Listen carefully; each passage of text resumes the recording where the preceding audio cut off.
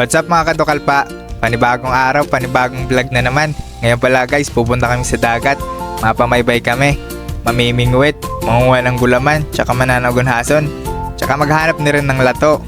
Tara guys, samahan nyo kami. So ayun na nga guys, isang napakagandang araw na naman. Dahil nga madalas na naman ang paghubas dito sa amin guys, syempre pupunta kami sa dagat para may makuha kaming mga gulaman, tsaka lato, mga tagunhason. Dito pala guys, papunta na kami. Kung nakikita nyo si Paul tsaka si Tatan, ready na sila. Guys, by the way, sa mga hindi pa po nakakalam kung anong tinatawag naming hubas dito guys, yun po yung pag naglo-low tide sa dagat or bumababa yung tubig. Syempre, pag bumababa, marami kang pwedeng makuha. Hindi masyado mahirap ang paghanap-hanap ng pwedeng makain sa dagat kasi nga mababa yung tubig. At dahil nga guys, mamimingwit rin kami. Hahanap muna kami dito ng mga umang-umang para may pangpain kami sa pamingwit.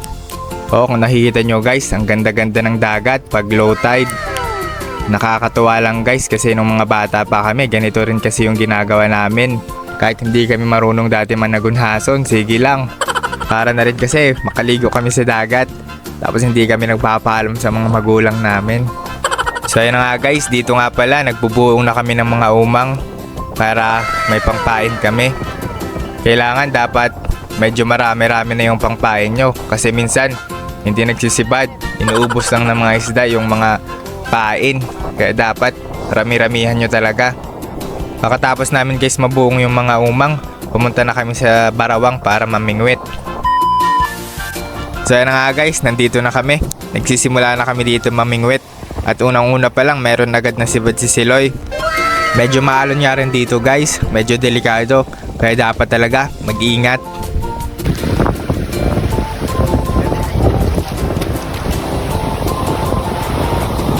Pemod mo blood. Pemod mansta.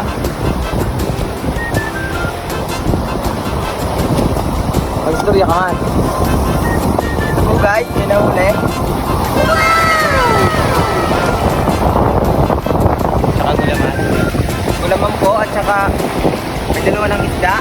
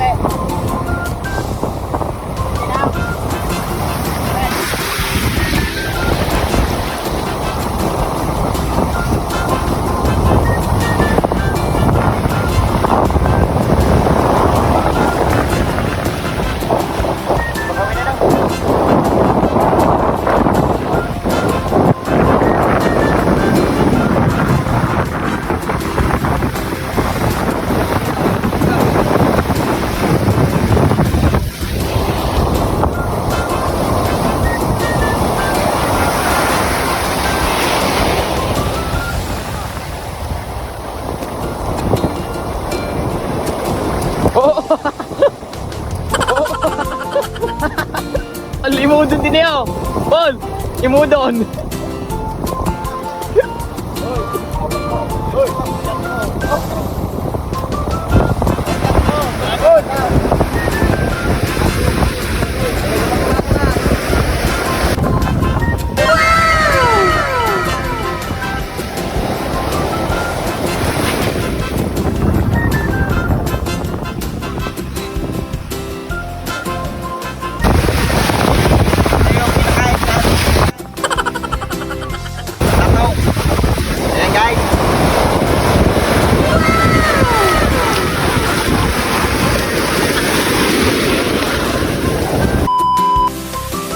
Meanwhile, Guys, napakasaklap po ng pangyayari ko ngayon. Malis na po ako sa pangangawin kasi hindi akong tumba. So guys, ito nga pala ako. Ito yung nalaba. Nalaba to, ang gawin namin dito. Okay. So guys, nakakuha po ako ng talaba. Mamumukbog na lang ako. Ang pangalan na ito. So guys. Uy. So ayun na nga guys, dito nga pala nananagunhaso na lang kami. Kasi nga medyo maalon dun sa Barawang, medyo delikado talaga. At ayaw naman namin na maulit-ulit yung nangyari kampol. Kaya dito na lang kami. Guys, ganyan po ang pananagunhason. Kailangan talaga masinsinan ng paghanap. Kailangan mo talasan ng mga mata mo. At kung napapansin nyo dito guys, oh, pinaabot na si Paul. Guys, hindi namin sinasadya na magkaganyan siya. Ayan, oh, siguro dahil yan sa pagkadeskwido niya kanina. Kaya kayo guys, kung nagbabalak din kayo mamingwit sa Barawang, ay nako guys, mag-iingat kayo kasi ganyan ang mangyayari sa inyo. De, joke lang guys. Po, nakakuha po ako ng tagunhason. Pati marami pong tagunhason. Tapos pasikad-sikad. Tagunhason ba to o tagunghason? Hindi ko alam yung pangalan. Basta, yun na. Kung anong pangalan nito, yun na.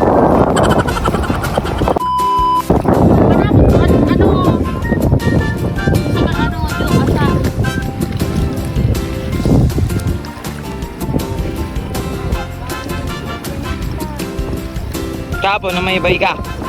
Pura! O napayak in-interview. Albay na. Pura ma, na nagpabaybay hapok sabon si Iber. May bay ka. Ha? Sugat ka ho. Bye-bye.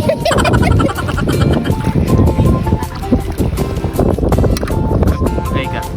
Hapotel. Hi po, mga kasali. Pilipino.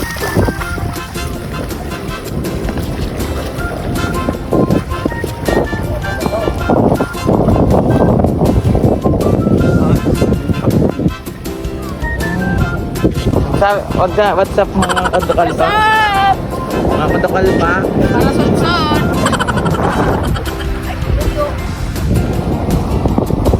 Daga naman ngayon yung natiging geng.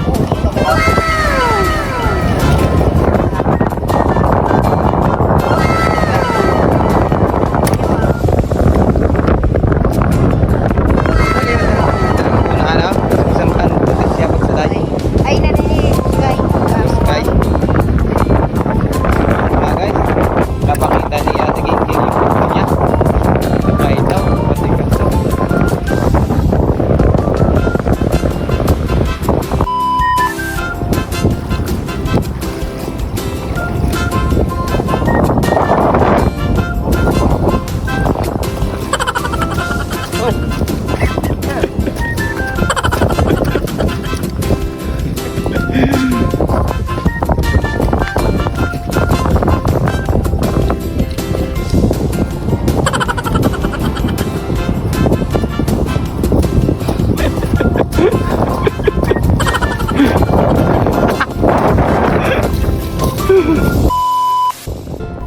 At dito nga pala guys, nakakita kami ng tayom or sea urchin.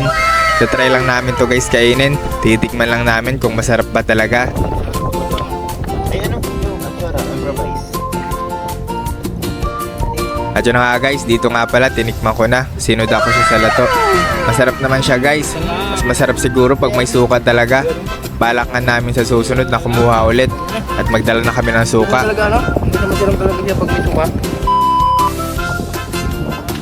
At bali ito na nga guys ang mga nakuha namin. Isa lang ang lalagyan namin kaya lahat ng mga nakuha namin hinalo-halo na lang namin dyan. Papakita na lang namin sa inyo guys mamaya pakawin namin. At dito nga pala guys, pauwi na kami. Para makaprepare na rin mamaya at makaluto na.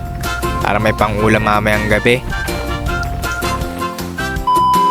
2,000 years later. So yan na nga guys. Bali ito na lahat ang mga nakuha namin. Papakita na namin sa inyo. Ano guys, ang dami ng lato. Ang sarap-sarap niyan.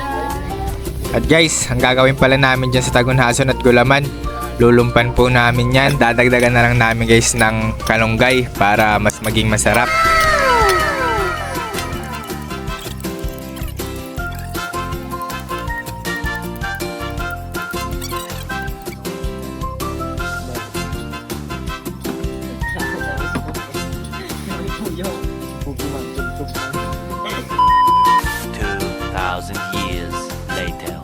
At yun na nga guys, pagkatapos namin matiltingan ng mga tagunhason, palinisan ng mga gulaman at mapilian ng mga kalunggay, nagsimula na kami guys magluto.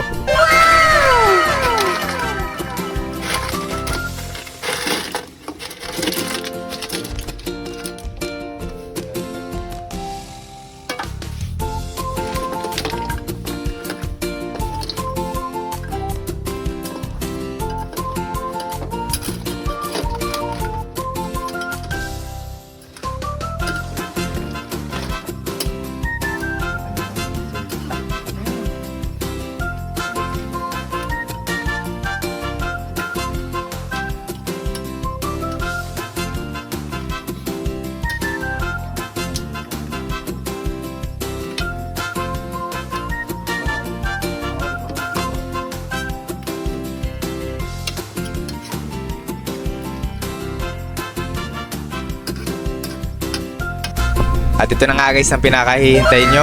Grabe, sa itsura pa lang niya guys, nakakatakam na. Ang sarap-sarap niyan guys. Balang ginawa pala namin guys, naghati-hati kami niyan guys para may mga pang-ulam kami sa mga kanya-kanya naming bahay.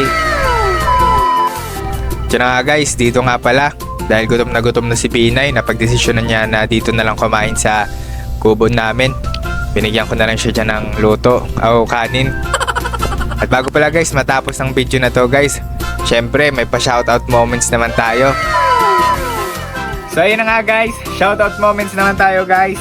Shoutout nga pala kay Shano Puliero, kay Matthew Pulgar, kay Ate Mary Jane Princilio Magno, kay Harvey Forte, sa Prius family ng Barangay 4, kay Bernaldez, kay Jonalyn Bayo Oro, kay Kailong TV Vlogs guys, i-follow nyo rin to. Vlogger din guys, taga Uno. Shoutout din kay Beato from Cagayan de Oro. Shoutout din kay Chrisman Galerea, kay Godhens or Godhens F. Godais, di ko alam pag-pronounce guys, sorry. Shoutout din kay Kuya Jimboy Poliero, kay Achilles Gabanso. Ito na Achilles, na shoutout ka na. Ito na pinakahihintay mo. Shoutout din kay Charlene Poliero, kay Epay Rona Banaag Forte from Barangay 3. Shoutout din kay Ate Lenny Gallenosa from Bilauyon.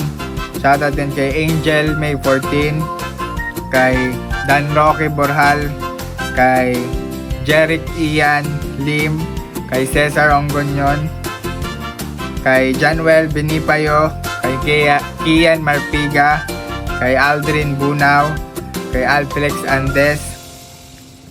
At saka guys, higit sa lahat, shoutout sa pinakagwapo at pinakamabait sa Barangay 4. Walang iba kundi si Kuya Eman Ray Gaho, or mas kilalang Bado. Kuya Bado, shoutout sa iyo guys. Ay, shoutout sa iyo mo. So, yun na nga guys. Maraming salamat sa inyo. Kung sino pang gusto magpa-shoutout, mag-comment lang kayo guys. Yun lang. Salamat ulit. Bye-bye.